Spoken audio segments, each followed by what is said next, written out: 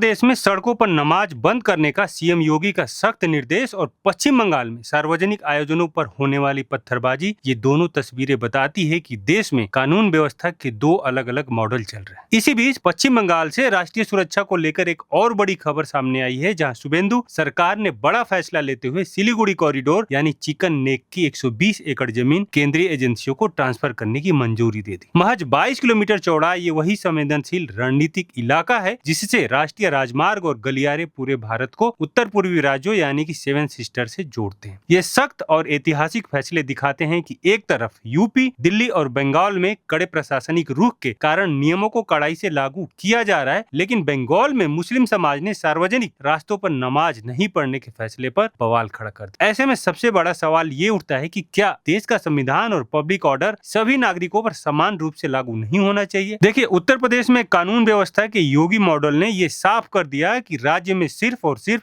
कानून का राज चलेगा। गृह मंत्रालय और यूपी पुलिस के आंकड़े बताते हैं कि ईद और अलविदा जुमा जैसे बड़े मौकों पर सड़कों पर होने वाली नमाज को पूरी तरह बंद कराकर मस्जिदों और ईदगाहों के अंदर सीमित किया गया। इसके लिए प्रशासन ने न केवल धर्म गुरुओं के साथ बातचीत की, बल्कि ये साफ संदेश भी दिया कि सार्वजनिक रास्तों को ब्लॉक करने पर सख्त कानूनी कार्रवाई होगी। ठीक इसी तरह कड़ा रुख दिल्ली के इंद्रलोक इलाके में भी देखने को मिला, जहां सड़क रोककर नमाज पढ़ने पर पुलिस ने तुरंत सख्त एक्शन लिया। हालांकि वहां शुरुआत में थोड़ा बहुत विरोध हुआ, लेकिन दिल्ली पुलिस और अमन कमेटियों के बीच हुई बैठकों के बाद मुस्लिम समाज ने इस बात को शांति से स्वीकार किया कि एम्बुलेंस, फायर ब्रिगेड और आम नागरिकों के आने जाने के लिए सार्वजनिक रास्ते हमेशा खुले रहने चाहिए। ये दोनों उदाहरण साबित करते हैं कि जहां प्रशासन सख्त कानून करता है, वहां कानून व्यवस्था मजबूत होती है। वहीं इसके विपरीत जब हम पश्चिम बंगाल और खासकर कोलकाता, हावड़ा या हुबली जैसे इलाकों की जमीनी हकीकत को देखते हैं, तो वहां सार्वजनिक जगहों के मैनेजमेंट में एक बड़ा और सकारात्मक बदलाव देखने को मिल रहा है। अक्सर मुस्लिम धर्म गुरुओं और स्थानीय नेताओं की तरफ से ये तर्क दिया जाता रहा कि मस्जिदों में जगह की कमी के कारण विशेष अवसरों पर लोगों को मजबूरी में सड़कों पर नमाज पढ़ना पड़ता है। हालांकि जानकारों का मानना है कि इस समस्या का व्यवहारिक समाधान सार्वजनिक रास्तों को रोकना नहीं, बल्कि अंदर का मैनेजमेंट है। जैसे मस्जिदों के अंदर ही अलग अलग शिफ्ट में नमाज का आयोजन करना, ताकि ट्रैफिक प्रभावित न हो। इसी दिशा में पश्चिम बंगाल में ममता दीदी की सरकार जाने के बाद अब शुभेंदु अधिकारी के नेतृत्व में नई सरकार द्वारा सार्वजनिक व्यवस्था को सुधारने के लिए